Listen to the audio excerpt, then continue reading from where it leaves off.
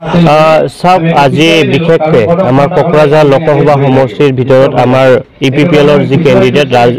আমাৰ জয়ন্ত বসুমতাৰী ডাঙৰীয়া আমি নিশ্চিত হৈছোঁ জয়ন্ত বসুমতাৰী ডাঙৰীয়া অতি ভোটেৰে কমে 2 লাখ ভোটেৰে অৱদানত জিকিব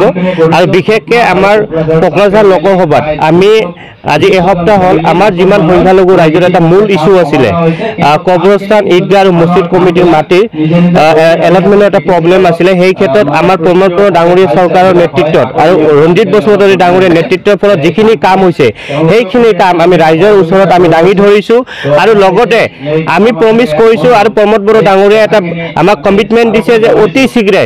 আগন্তুক 6 মাহৰ ভিতৰত বিটিচি অঞ্চলৰ সংখ্যালঘু ৰাইজৰ যি ভূমিৰ সমস্যা আছে ই সম্পূৰ্ণভাৱে সমাধান কৰাৰ চেষ্টা কৰিব।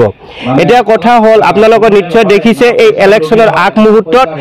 কিছুমান তথাকথিত নেতাই জাতিটোক এটা বেয়া ৰাস্তাত যাতে বিটিচি অঞ্চলৰ শান্তি সম্প্ৰীতি যি এটা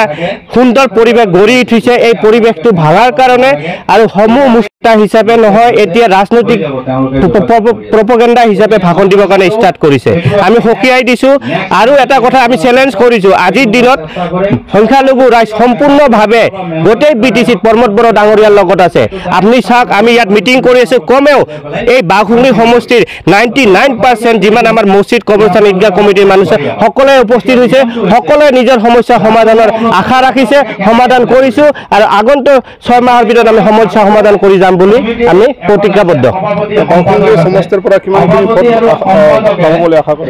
চাওক আমি এটা কথা অনুভৱ কৰিছোঁ যে আমাৰ চৰকাৰ প্ৰমোদ বড়ো ডাঙৰীয়াৰ নেতৃত্বত আৰু সংখ্যালঘু ৰাইজৰ মাজত এটা গভীৰ সম্পৰ্ক গঢ়ি উঠিছে আৰু আমি আশা কৰিছোঁ আমাৰ সংখ্যালঘু ৰাইজৰ যি সমস্যা আছে সেই সমস্যাবিলাক অতি শীঘ্ৰে সমাধান হ'ব আৰু আমি সম্পূৰ্ণভাৱে আশা এইবাৰ সংখ্যালঘু ৰাইজ প্ৰমোদ বড়ো ডাঙৰীয়াৰ লগত আছে। ইয়াত কোনো আৰু কোনোবাই যদি